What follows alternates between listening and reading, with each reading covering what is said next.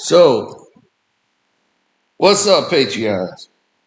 Now, Hulk Hogan's money and the way it was going down was some of the craziest things that people have ever seen in life. Uh,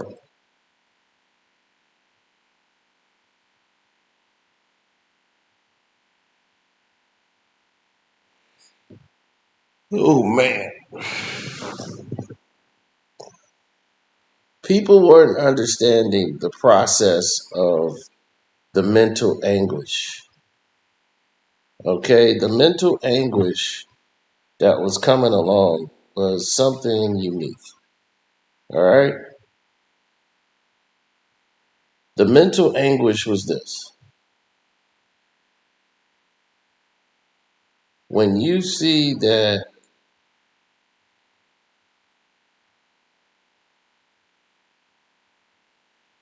oh, Hulk Hogan had 25 million in assets. It was probably one of the weirdest situations in history. Is why Hulk Hogan didn't have more assets. Hulk Hogan wanted stock in WWE as part of his deal, and Vince thought he was crazy during the Hulkamania years when he was renegotiating his contract. Now, Hogan was making a lot of money. Trust me, he had one of the biggest deals in sports. Then he was getting royalty checks from the from Titan Sports for his licensing of Hulkamania, all the Hulkamania, the action figure dolls. They were getting the royalty checks, and the royalty checks were nice, and especially if you're Hulk Hogan.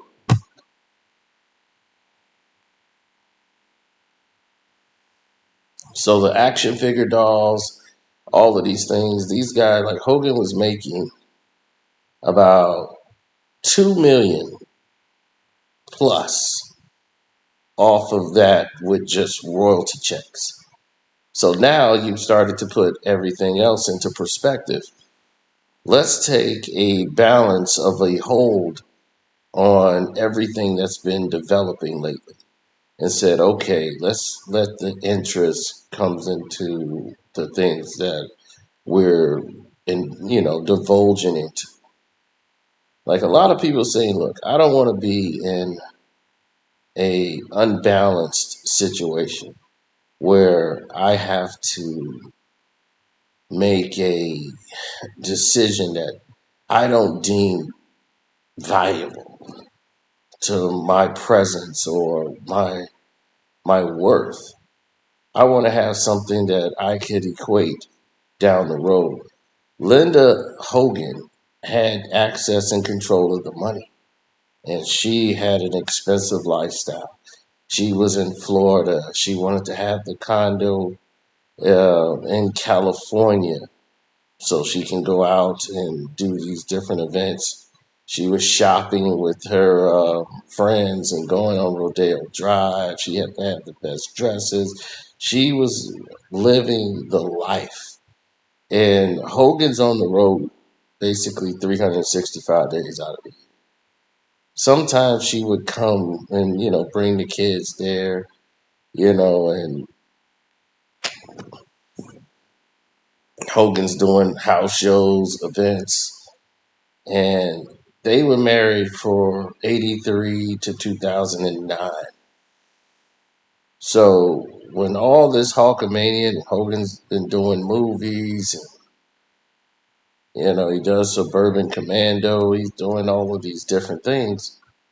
He's at home more, you know, and he's in Florida. He's doing a shoot. He comes back and he's wiped out. He's completely drained. And his lawyer tells him, hey, you need to slow down. He said, you're doing way too much here. And he's like, well, what do you mean? He says, well, you might want to think about going back into wrestling because, This Hollywood thing isn't working out. See, what people didn't understand is that they were putting him in the Suburban Commandos and Mr. Nanny, and he was taking the route The Rock did, listening to Vince. And they was not taking Hulk Hogan seriously because of his character.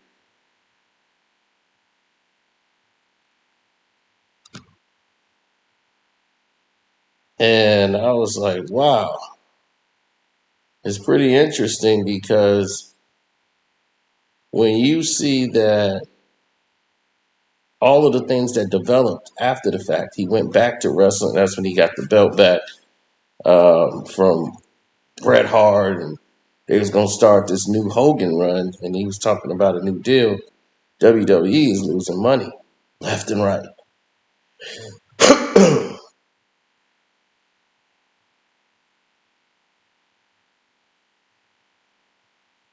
Mm.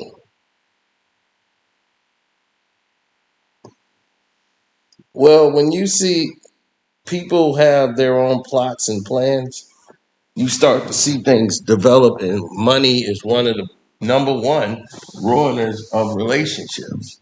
Everyone thinks it's cheating.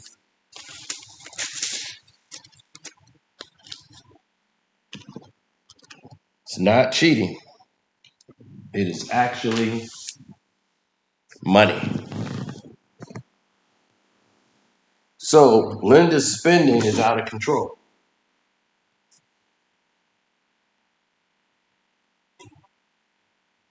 She's drinking more heavily. She's abusive to the children. The children hates her guts, but she's their mother.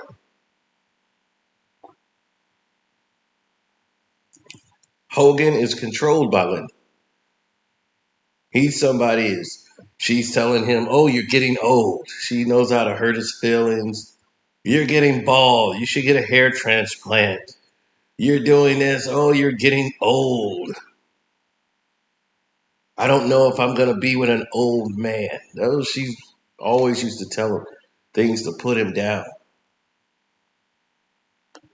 That was the way she manipulated control.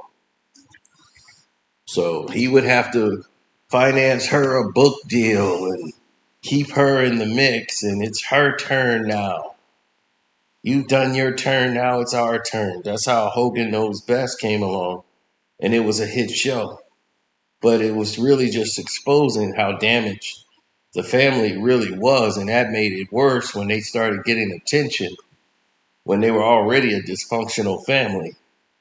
Now they just put it on display and it just fed like everybody. The son's out of control. He just knows dad's going to bail me out no matter what I do. The daughter's trying to be a star. She just doesn't know what to do, and she's not really good at anything. So she's just a 6 foot blonde, with some boobs like her mom. So they're like, hey, she's a 6 foot blonde with boobs. Let's see if she can sing and dance. She likes to sing and dance. Um, but she's got like a size 13 feet like her father. So that didn't work. And, it was a weird situation.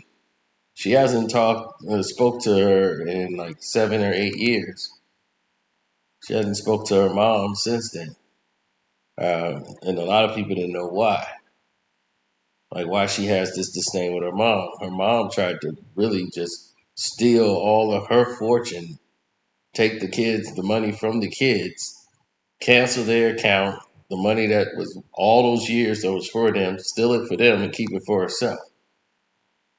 So she was like, she hates me and she wants to stay with him because the fame and the money.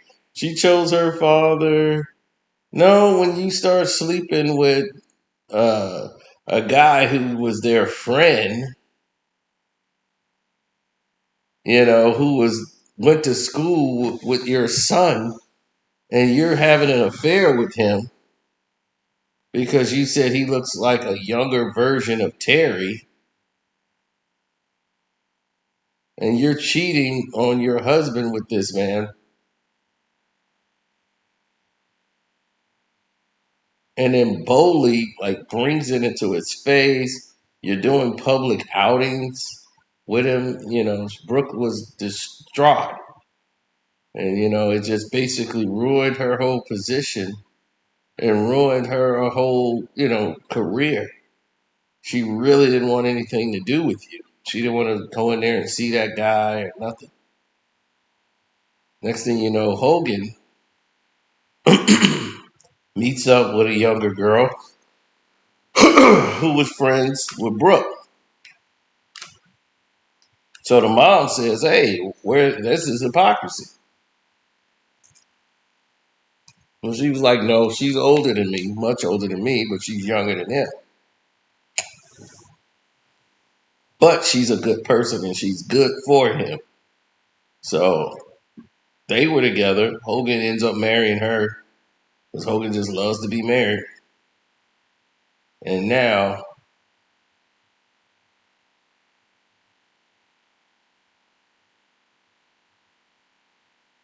yeah, and they were together about 11 years. And then he ended up divorcing her because he was just bad with money. And that was Hogan's problem. His whole thing was, let me work, I'll get a check, and once I get the check, we good. Let me go ahead and get the check.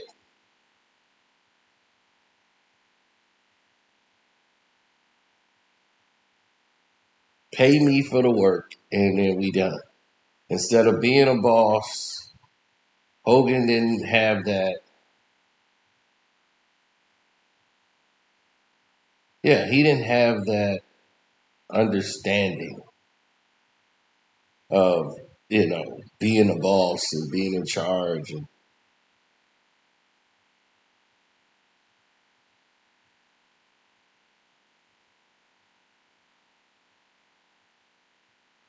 yeah, he didn't want that.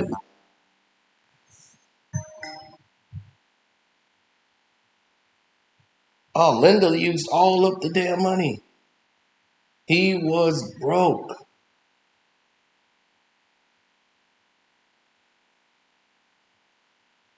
He was broke. And this is why the divorce happened, and he was spending his money on this young girl that he met, that he ended up, you know, marrying. And this is where him and the daughter fell out with just 2 years ago. And then they weren't talking.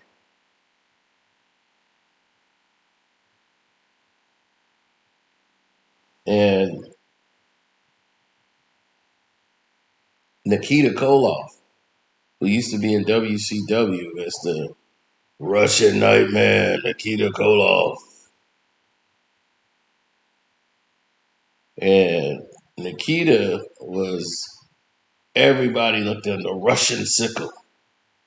He ended up becoming, a preacher, and he had you know, a show that used to come on, and it was all about being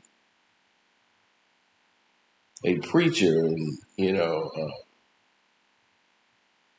religious family, So you start seeing like this religious families and what they go through. And his daughter was getting older; she's teenager, and they Christian family, and how Christians would go out and have fun even though they don't drink and they don't do all these things. So it became different.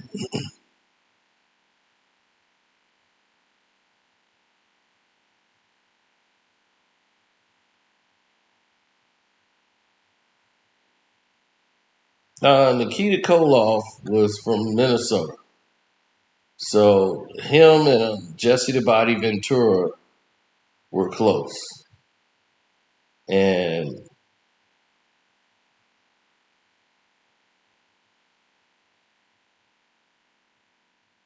yeah, he was a monster. Like Nikita was huge when he was wrestling.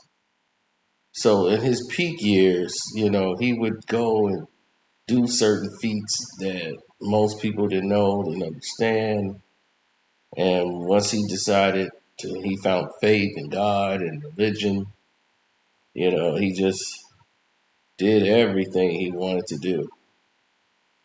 And once he's accomplished all of the things that he loved with his children, his grandkids, he's got his Christian ministries. He started traveling the world as a motivational speaker.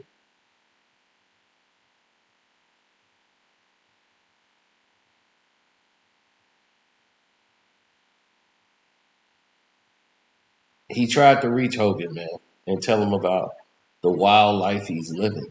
He's like, man, you got to get towards God. I know you preached it to the children, but you weren't living it. Your character was telling everybody all the prayers, the training, the vitamins, and the faith that you need God now. I said the last time he saw Nikita Koloff, that's what he told me. Yeah, he was living and married to the devil. That's what he said. I was married to the devil. He's like, now that I'm free, I'm living my best life, and it's the best I've ever been in a long time.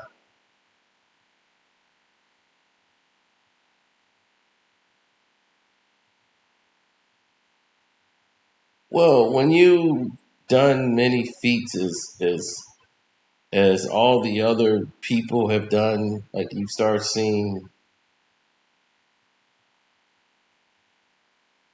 all of these activities that go on, you start saying to yourself, "Hey, I think I can make something happen," and it hasn't happened yet. Then you'll start to figure it out. She wasted a lot of money of Hulk Hogan's. Like she literally, like she blamed Hulk Hogan for spending the money on, yeah, spending the money on the daughter's career. He spent about $6 million of our money on Brooks' failed music career. She's like, "Oh, I'm gonna pay you back when I get this deal. I'm gonna pay you back. We never got a dime of anything."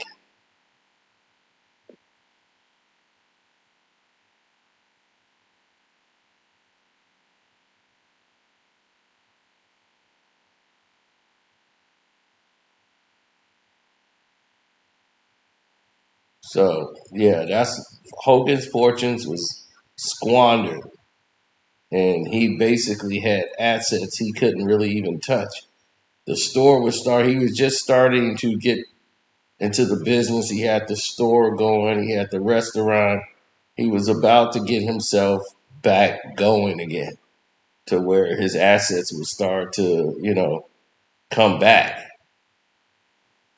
That's why he wanted Trump to win so that Trump would back him in this American beer. The sponsor, he was the sponsor for it. It was Hogan's beer. He was going to get himself back going. What these right wing conservatives is like, hey, you're an icon, you're about God and faith and religion. It's Hulk Hogan. We need you.